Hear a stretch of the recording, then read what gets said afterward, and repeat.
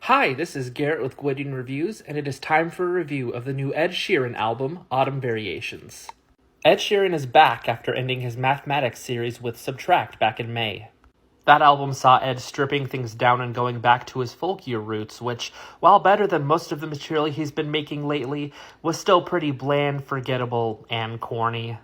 Autumn Variations continues in the stripped-down, ballad-heavy vein of Subtract, but I actually found myself enjoying this one.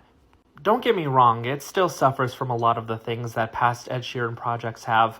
There isn't a whole lot of flavor or punch to the writing or the performances, and there are some moments when the writing can be incredibly sappy.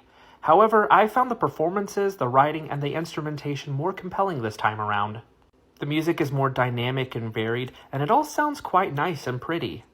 Ed continues to go on this lyrical journey of struggles with depression and alcoholism, and while he doesn't say anything particularly new or insightful, I do think his tracks are generally well written, and I find his earnestness to be quite endearing.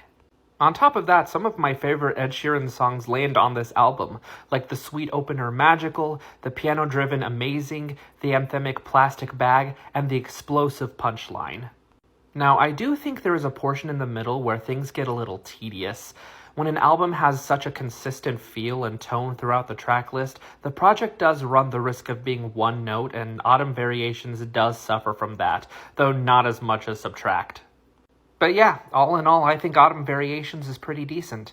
It still doesn't completely change my opinions on Ed Sheeran's music as a whole, but it's a nice project. If you're an Ed Sheeran fan, you'll like this, but even if you aren't, I wouldn't completely write this off. Who knows?